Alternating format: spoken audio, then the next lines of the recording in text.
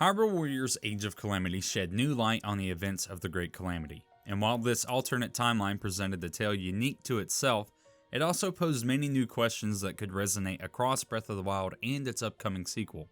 One that immediately struck me was the introduction of the Hollows.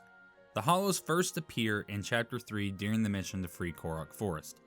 The maleficent villain Aster intends to cut off the heroes before they can reach the Master Sword, a key item in sealing the Calamity. He uses his powers to summon creatures that directly resemble the appearance of the champions. These beings are the Hollows, but it begs the question, what exactly are they?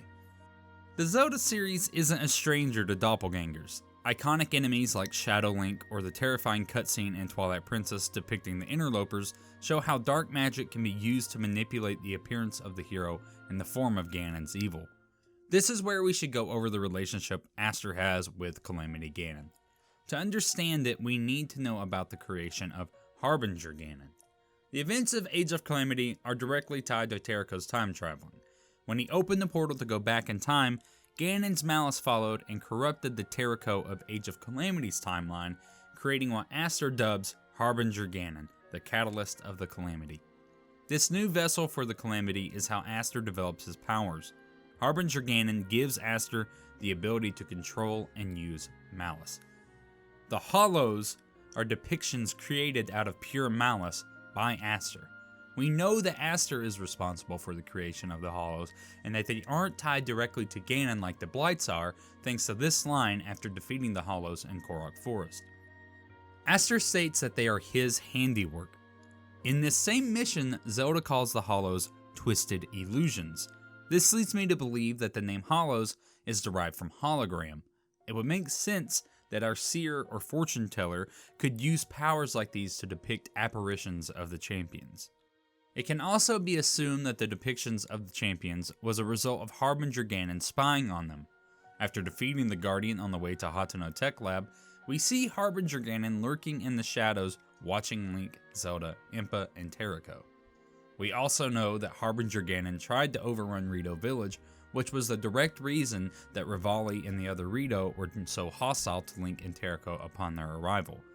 It's safe to assume that while Zelda was recruiting the champions, Aster or Harbinger Ganon weren't too far behind them. Aster used the Guardian technology to take photos and record how the champions fought, and used malice to replicate them into dark creatures of Ganon's evil. This power does come at a cost. In order for Aster to summon the Hollows and Blights, he requires blood sacrifice. We see him steal the life of Yiga foot soldiers in order to power Harbinger Ganon and to use his powers. This is also where we see him use the Hollow of Link to turn against Koga and Suga, and ultimately taking Suga's life. The introduction of Hollows does make me wonder how they might be implemented in the next Zelda. By all accounts, an Aster could have existed in the original Breath of the Wild timeline, so it seems likely to me that we could have some dark spellcaster or even Ganondorf in the sequel that may use the Hollows against Link and Zelda. It's very curious as well that Calamity Ganon in Age of Calamity was a completely different design than in Breath of the Wild. Age of Calamity's Ganon was humanoid, and didn't have the mass amalgamation of Sheikah Tech and Malice that we're familiar with. In fact, this new Calamity Ganon comes more closely to resembling the Hollows. Perhaps there's something to this. After all, the vast majority of things in Age of Calamity are all things we saw in Breath of the Wild. It was a deliberate choice to change the design of Calamity Ganon. If this Calamity Ganon were to turn out to be a Hollow, I think that could set up the premise for DLC or even a sequel for Age of Calamity, and maybe an enemy akin to Phantom Ganon for Breath of the Wild 2. Only time will tell if the Hollows will return in some form or fashion. These enemies added a fun twist in combat, making you essentially face the champions themselves. I think it would be an incredibly missed opportunity to simply let them fall to the wayside and not reutilize them in future games. The premise of doppelganger enemies is one that has been terribly missed in the Zelda series.